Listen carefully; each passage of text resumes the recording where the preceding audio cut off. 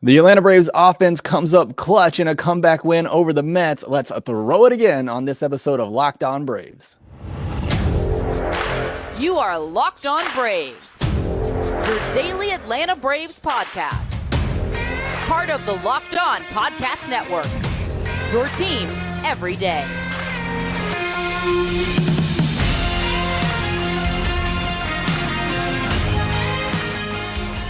Hey, welcome back to Locked On Braves, part of Locked On Sports Atlanta, where we cover your favorite Atlanta sports teams each and every day.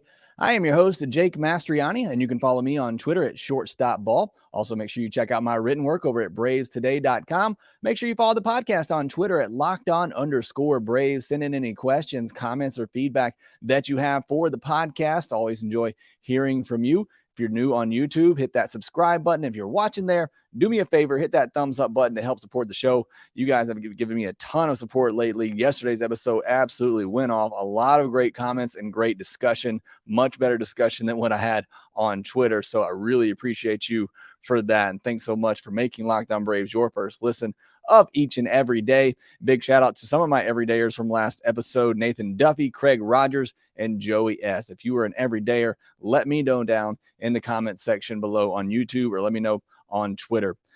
Today's episode is brought to you by Bird Dogs. Go to birddogs.com/LockedOnMLB, and when you enter promo code LockedOnMLB, they'll throw in a free custom Bird Dogs Yeti-style tumbler with every order. On today's episode, we are going to be talking about that comeback win over the New York Mets from Tuesday night, a really exciting game to watch. Obviously, really fun win for the Braves anytime that you take down your division rivals. So really looking forward to that discussion, Bryce Elder, and then that big sixth inning as well. And then we're going to jump into our stat of the day Wednesday. We're going to talk about 2-out runs, something the Braves really excelled at last year, but haven't so far this season. But I'll tell you why that's going to change pretty soon. So we'll talk about that later in the episode and then set you up for game 2 of the Braves and Mets.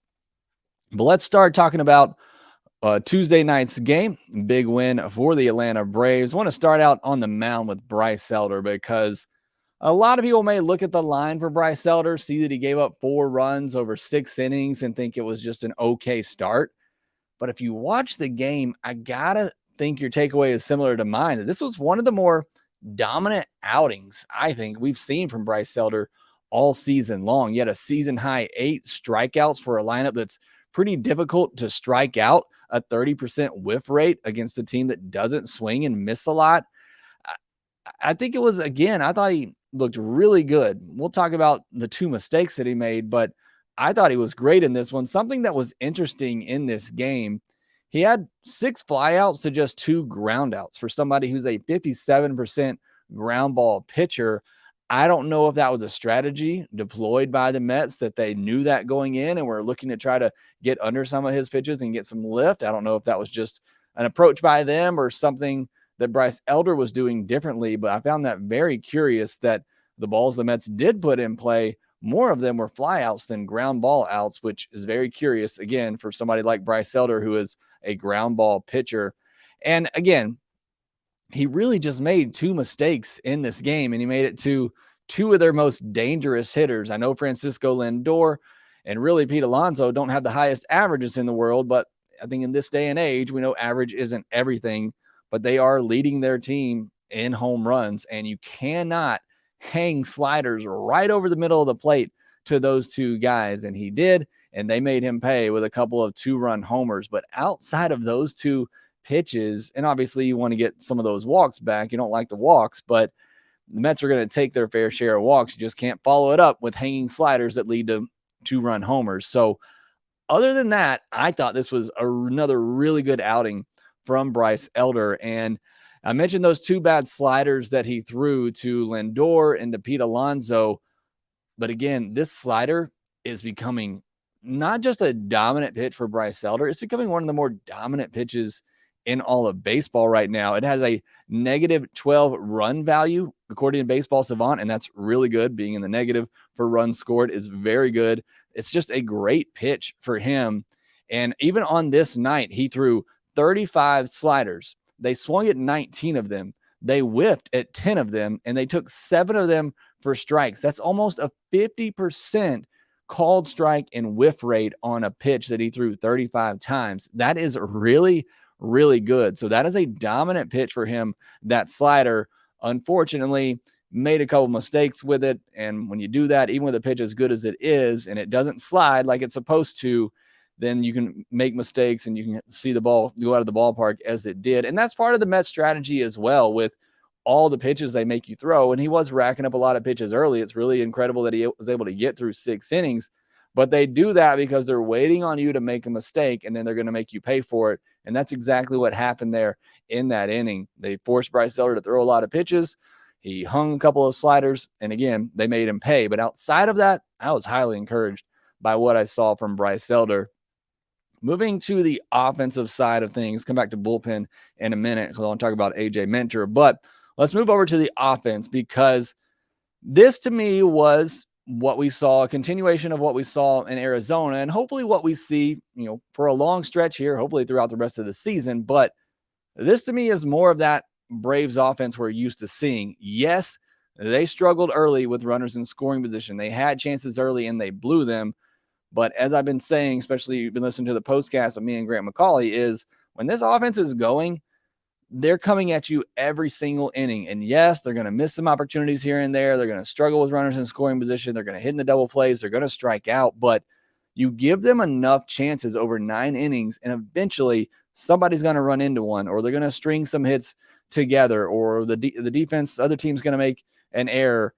And that's what we're seeing here lately. They just continue to come after the other team. And you had the home run early from Ozzie Albies, and that's great. We know this team can hit home runs, but what they were able to do in that big 6th inning, was really great, and obviously proved huge in this game. But they did struggle early. You had 1st and 3rd with 1 out in the 1st inning, hit into a double play. Double plays have been issues all year. Talk about that in a second.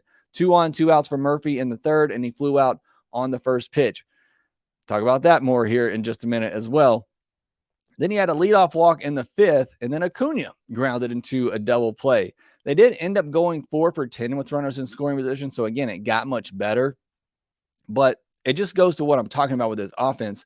Yes, they're going to frustrate you at times, but when they're going, and when they're going like they have in these last 3 games, they're going to continue to get opportunities throughout the game. And you just got to know and believe that at some point they're going to come through with that clutch hit and put a crooked number on the board. They have struggled a lot with double plays this year. They hit into 2 double plays, as I mentioned, in those first 5 innings of the game. They could have hit into 2 more if Eduardo Escobar doesn't bobble a ball that was hit to him by Matt Olson with Acuna on first base. That should have been a pretty easy double play. And then if they don't send Ozzie from first on a ball that Ozuna hits in the 8th inning, not only does it cost the Braves a run, it would have been their potential 4th double play of the game. So double plays are an issue, have been an issue all season long. They're 2nd behind the Marlins with the most double plays hit into this year. So that is a problem. I don't really know what you can do about it. I love the fact they put Ozzie in motion there. I think if you have somebody with some speed on first base in that situation, you got to look to maybe run them a little bit more. Hit and runs just aren't going to work with this team because there's too much swing and miss in it. But certainly double plays have been a huge issue. Now, as I mentioned, though, this team, this offense right now, they keep coming at you. And this time they broke through in the 6th inning. It started with a walk from Matt Olson, who just continues to take his walks. I know everybody doesn't love looking at that average, but the guy gets on base. He hits home runs. So he leads this rally with a walk. Austin Riley, who had some really good swings on Tuesday night, had a double. Sean Murphy, who failed in his first 2 at-bats to come through with runners on base. This time he doesn't. He jumps on the first pitch again, but this time lines it into the gap for a 2 RBI double to make it a 4-3 game. And then you saw some of the bad of the Braves offense. You had a runner on second, nobody outs. Rosario gets in swing mode, swinging at everything, and ends up striking out at a fastball above his head, and he can't move the runner over to third base. Then Ozzie Albies pops up, and you're thinking, oh no, are the Braves not going to capitalize here and at least tie this game up? And then Ozuna comes through with a big RBI double that tied up the game. You had a wild pitch that sent Ozuna to third, and then Orlando Arcia stings the ball up the middle off of Escobar's glove. Escobar kind of helped the Braves out a little bit in this one. So did McNeil in left field as well with a play later in the game. But Arcia gets the big 2-out RBI there to give the Braves the lead. So that was a good for the offense. Did want to just mention Michael Harris because he's obviously somebody we're keeping a close eye on right now. But one of the worst games I've seen from him over the last week or so, I've been talking about, we've seen signs, but he looked completely lost until his very last swing of the game. Even in that last at bat, he looked lost in that at bat until he did sting a ball right at the left fielder. Just continue with some of that bad batted ball luck. He is starting to square some baseballs up the other way, but not able to find any grass out there. But just really up until that last swing, he looked completely lost at the plate. So hopefully that changes for him soon. And then the bullpen was just great. Big night for AJ Minter. Got the 8th inning. Had a couple of tough lefties coming up, and Snitker showed some confidence in him. I thought they would just go to Nick Anderson because that's been the 8th inning setup guy, but you did have some lefties coming up, and Snitker showing trust in him, and Minter, who's been better lately, going to him there in that spot. I thought that was a huge development for this bullpen. For this bullpen to be as good as they can be, you need AJ Minter to be that dominant 7th, 8th inning guy to come out and get some tough lefties at the top of another team's lineup.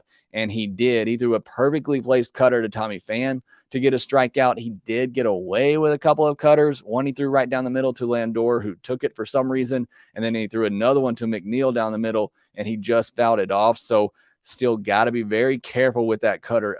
It cannot be in the strike zone. If you throw it how you threw it at Tommy Pham, down and into a righty out of the zone, that is perfect. And you can still get a lot of swings and misses there.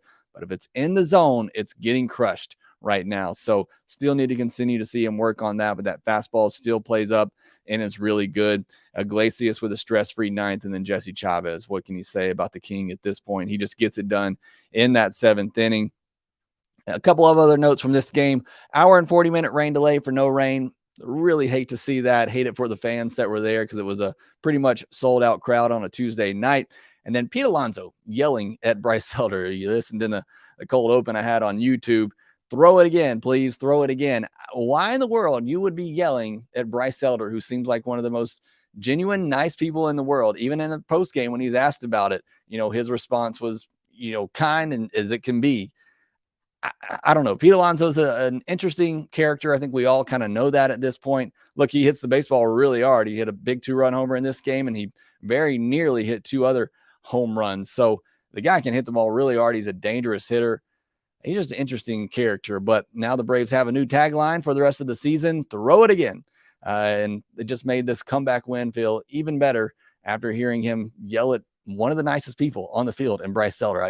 I don't get or understand why he's yelling at Bryce Elder there, but that was certainly an interesting moment in this game. Next, I want to turn our attention to 2-out runs. It's something the Braves did great last year. They're really struggling at this year, but I think that's starting to come around. We saw that a little bit on Tuesday night, and I think that will help the Braves offense get going. We'll discuss that here next. This episode is sponsored by BetterHelp. It's so easy to get caught up in what everyone else needs from you and never take a moment to think about what you need for yourself. Plus, you have life changes going on, whether it's, new kids, like for me, about to have our 3rd kid. You got somebody dealing with sickness. There's always something going on in your life that you're having to expand your time, your emotional resources, everything to. Give therapy a try. They have therapy. BetterHelp has tools to help balance your life so you can keep supporting others without leaving yourself behind. It's entirely online, designed to be convenient, flexible, and suited to your schedule. Just fill out a brief questionnaire to get matched with a licensed therapist. Find more balance with BetterHelp. Visit BetterHelp.com/LockedOnMLB today to get 10% off your first month. That's BetterHelp.com/LockedOnMLB.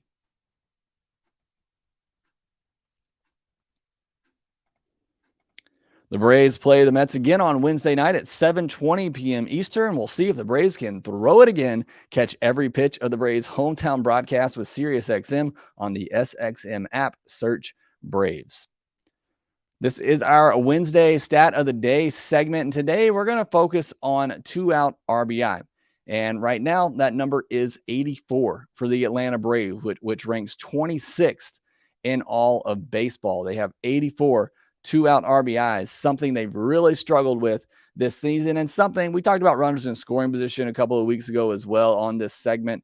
I think it's really something that kind of evens out over the year, but it is something the Braves have struggled with. I do think that there is an approach to this for certain hitters that are just better with two-out situations, but overall, kind of like with runners in scoring position, I think it just comes down to batted ball luck and typically evens out over a season. But right now, the Braves have not been great with two outs this season. They had 90 home runs. Last year, the Braves were first with 312 two-out RBIs. So again, something that they were fantastic at last year. They had 90 home runs with two outs, which was most in baseball. These are all 2022 numbers. They had 472 hits last year with two outs, which was most in baseball, 103 doubles, which was second most, and 809 OPS, which was first.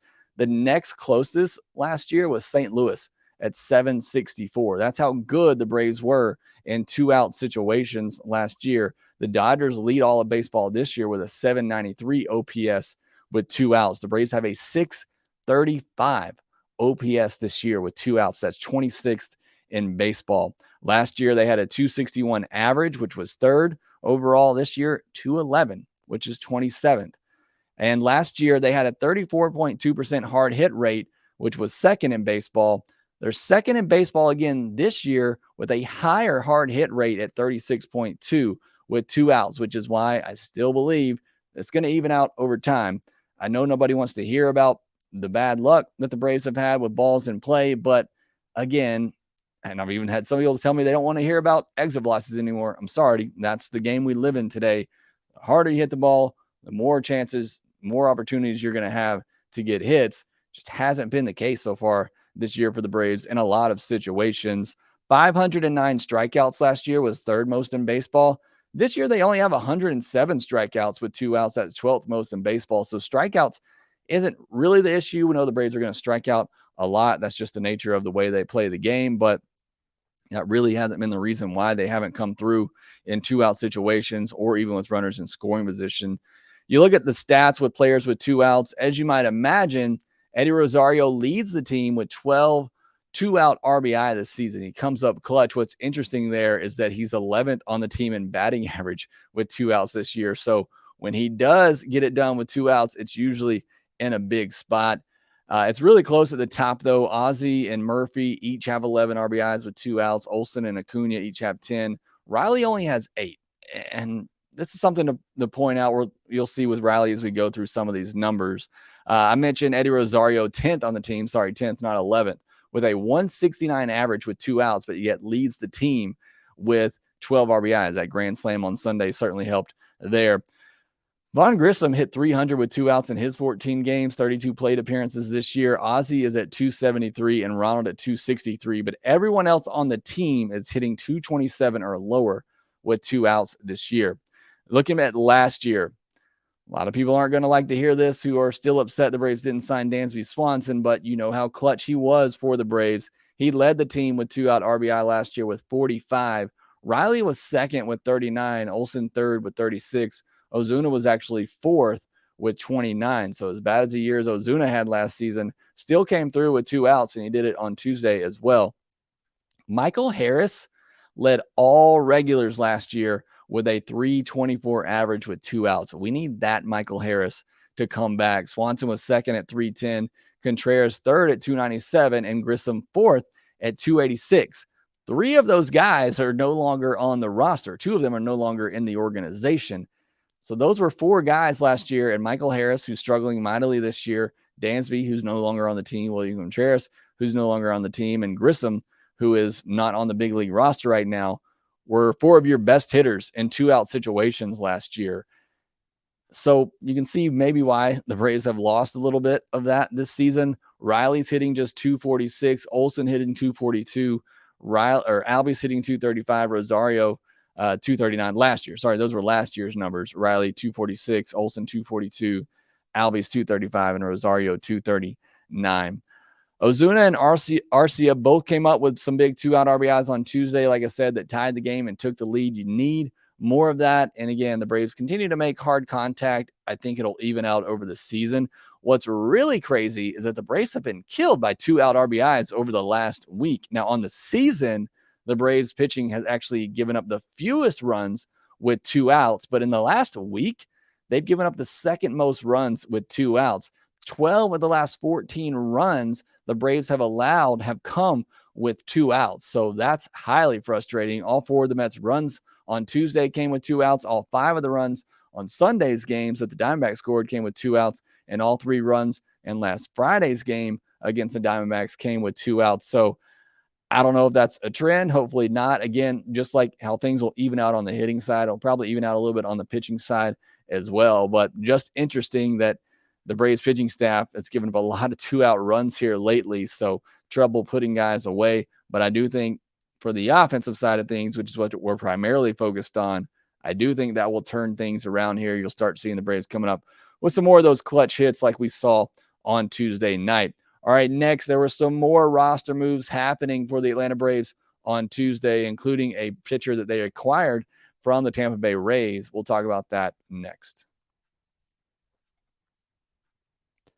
In the world we live in today, a lot of us are working from home, but also have to be on the go as well. Finding clothes that are comfortable and fit every occasion can be difficult. That's why I'm so glad we partner with Bird Dogs, and they sent me a couple pairs of their shorts to try out, and I absolutely love them. Not only are they great fitting and comfortable and versatile, you can go with them anywhere. I'm somebody, again, who does work from home, so I love being able to be comfortable at home, but not having to change clothes whenever I need to go out of the house to take the kids to the school or to the doctor or just to go have lunch with friends. So I love the fact that I can put on these Bird Dog shorts and they're comfortable and they look good, so I can wear them in just about any occasion, whether, again, it's just working around the house or going out to the grocery store, whatever it may be. These Bird Dog shorts can fit any occasion, and they're very, very comfortable to wear. Go to birddogs.com/lockedonmlb and enter the promo code LOCKEDONMLB for a free Yeti style tumbler with your order. That's birddogs.com/lockedonmlb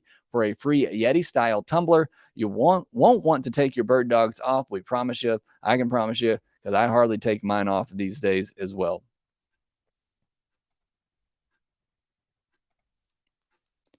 The Braves made a couple more of transactional moves on Tuesday. They called up Roddery Munoz. That was the move for Michael Soroka being sent down.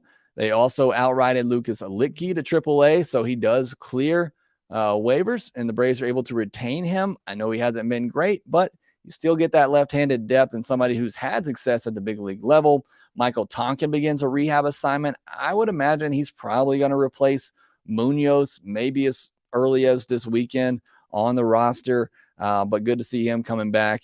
And then the Braves acquired right-handed pitcher Ben Heller from the Tampa Bay Rays in exchange for international pool money and optioned him to Gwinnett. He had been DFA'd by Tampa Bay last Friday, I believe, so the Braves able to acquire him and add some more bullpen depth to the organization. He hasn't pitched in the big league since 2020, and this year at AAA, 18 games, 27 and a third innings pitch, a 3.95 ERA, a 1.39 whip, and a 270 average against.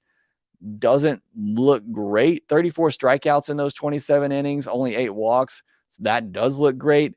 He's hit 9 batters. That doesn't look great. So I don't, maybe they see something in Ben Heller, a little bit of upside here.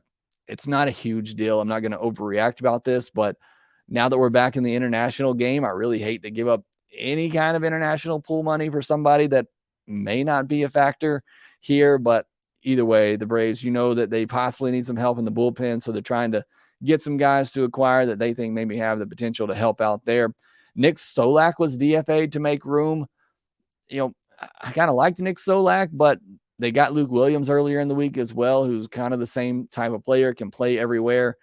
So I guess that was kind of redundant. So they got rid of Nick Solak, added Ben Heller from the Tampa Bay Rays in that deal. They also, like I said, added Luke Williams earlier, called up Roddery Munoz, outrighted Lucas Litke, and Tonkin began a rehab assignment. So a lot of transactional news going on for the Braves this week. On Wednesday night, it'll be game 2 between the Mets and the Braves, and it'll be a great pitching matchup for some older guys, 38, 39-year-olds taking the bump for their respective teams, Max Scherzer and Charlie Morton.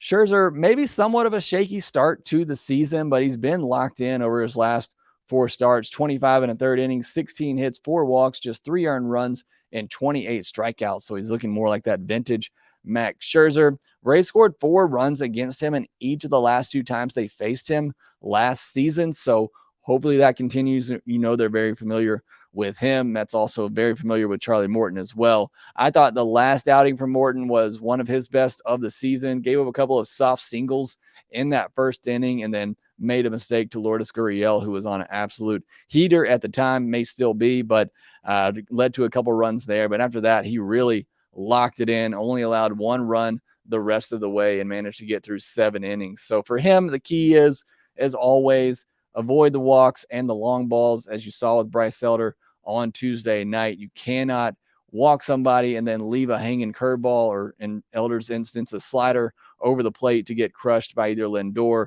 or Pete Alonso, or Francisco Alvarez has big power for them as well. Can't make a mistake against those guys and let it lead to a multi-run inning. So those are the keys for Charlie Morton on Wednesday night. Hopefully the Braves can go ahead and get this series wrapped up with a series win and then go for the sweep with Strider against Verlander on Thursday. That should be a lot of fun. Again, the Braves and Mets play on a Wednesday night at 7:20 p.m. Eastern at Max Scherzer against Charlie Morton. Catch every pitch of the Braves hometown broadcast with SiriusXM on the SXM app. Search Braves. That will do it for this episode of Locked On Braves. Thank you so much for making us your first listen of each and every day. Thank you so much to all my everydayers out there. If you are an everydayer, let me know down in the comments section below, or let me know on Twitter as well. And you can do so at LockedOn_Braves on Twitter, or you can follow me at ShortstopBall. Make sure that you rate, review, and subscribe to the Locked On Braves podcast wherever you get your podcast, and we will talk to you next time.